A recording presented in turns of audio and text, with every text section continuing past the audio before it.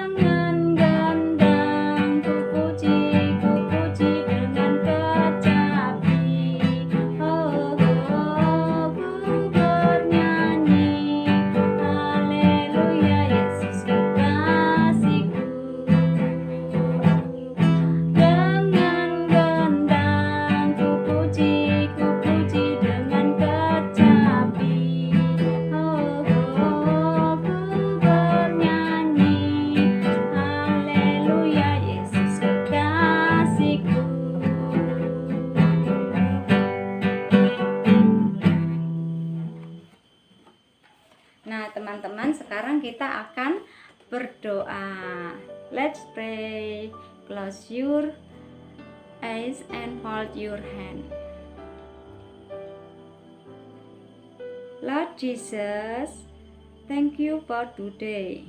We will listen to the word of God. Please bless us, our teacher and friends. In Jesus' name we pray. Amen. Teman-teman, sekarang kita mau mengucapkan 10 perintah Allah secara bersama-sama. Kita ucapkan bersama ya. 10 perintah Allah. 1. Jangan ada padamu Allah lain di hadapanku. 2. Jangan membuat bagimu patung berhala untuk disembah. 3. Jangan menyebut nama Tuhan Allahmu dengan sembarangan. 4. Ingatlah dan kuduskanlah hari Sabat. 5. Hormatilah ayahmu dan ibumu. 6. Jangan membunuh. 7. Jangan berzina. 8. Jangan mencuri. 9. Jangan mengucapkan saksi dusta. 10. jangan mengingini barang apapun yang dipunyai sesamamu. Amin. Nah, sekarang tiba saatnya kita akan mendengarkan cerita. Cerita kali ini diambil dari Kitab Lukas, Injil Lukas, pasal yang ke-10, ayatnya yang ke-25 sampai yang ke-37, tentang orang Samaria yang baik hati. Nah, teman-teman, ceritanya seperti ini. Ada seorang Yahudi yang sedang berjalan dari Yerusalem ke Yeriko. Di dalam perjalanan, tiba-tiba datanglah para penjahat yang berusaha untuk mengambil barang milik orang Yahudi ini. Oh no, ternyata mereka menyakiti orang Yahudi ini. Mereka melukainya, bahkan meninggalkan orang Yahudi itu di jalan sendirian. Setelah itu, ada seorang imam melewati jalan itu, dan dia melihat orang Yahudi itu tergeletak tidak berdaya.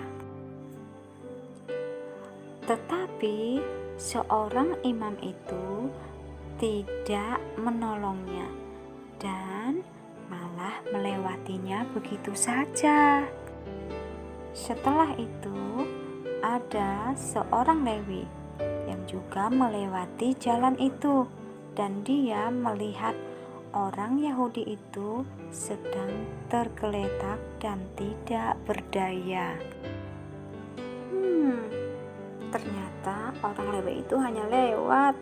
Dia tidak menolong orang Yahudi yang sedang sekarat itu.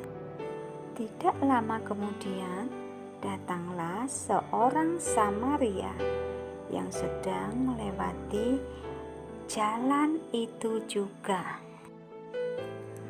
Orang Samaria ini melihat orang Yahudi yang sedang tergeletak itu. Kira-kira dia mau menolong tidak ya? Wah, lihatlah teman-teman, orang Samaria itu memiliki belas kasihan dan mau menolong orang Yahudi yang sedang tidak berdaya dan sekarat itu, teman-teman. Kemudian orang Yahudi itu dinaikkan di atas keledainya. Kira-kira mau dibawa kemana ya? Ternyata orang Samaria membawanya ke penginapan untuk dirawat. Keesokan harinya, orang Samaria itu membayar semua biaya penginapan dan perawatannya. Teman-teman, tentunya teman-teman masih ingat ya dengan orang-orang yang sudah melewati seorang Yahudi tadi. Mereka adalah yang pertama, dia adalah seorang imam. Yang kedua, dia adalah seorang Lewi. Kemudian yang ketiga, dia adalah seorang Samaria. Nah, menurut teman-teman, siapakah orang yang bermurah hati atau orang yang memiliki belas kasihan? Nah, teman-teman, tadi teman-teman sudah mendengarkan cerita firman Tuhan, yaitu tentang orang Samaria yang baik hati. Teman-teman tahu siapa orang Samaria? Mereka adalah orang-orang yang sama sekali tidak diperhitungkan di zaman itu. Mereka dianggap orang-orang yang tidak layak di hadapan Tuhan. Mereka dianggap sebagai orang-orang yang berdosa. Tetapi ternyata orang Samaria lah yang mau membantu menolong orang yang sedang dalam kesusahan. Teman-teman, firman Tuhan kali ini mengajarkan kepada kita untuk kita selalu mengasihi semua orang, ya, semua orang, tidak peduli siapa dia, tetapi kita harus mengasihi semua orang, orang yang berbeda dengan kita, orang yang sama dengan kita, orang yang lebih tinggi dari kita atau orang yang lebih rendah, orang yang keriting atau yang lurus, orang yang kulitnya hitam atau kulitnya putih.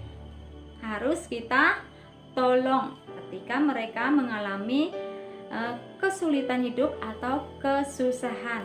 Teman-teman, meskipun kamu masih kecil, kamu juga bisa melakukan hal itu. Misalnya, ketika teman-teman berada di pasar, teman-teman melihat mungkin anak seusia kamu atau mungkin orang di sekeliling kamu di pasar yang sedang dalam kesulitan, teman-teman bisa memberikan sesuatu kepada mereka.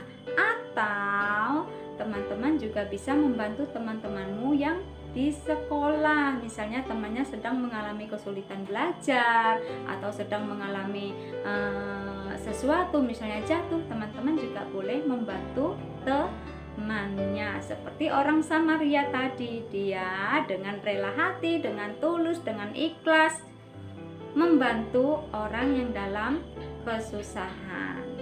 Nah, itu adalah perintah dari Tuhan Yesus, karena itulah yang dilakukan oleh Tuhan Yesus. Dia mau membantu siapa saja, bahkan menyerahkan nyawanya sendiri untuk menebus dosa kita supaya kita diselamatkan. Nah, kita juga harus melakukan hal yang sama. Oke teman-teman, itu cerita dari Miss Eropsa hari ini. Sekarang kita akan menutup cerita kita dengan berdoa bersama-sama, mengucapkan doa Bapa kami. Mari kita berdoa.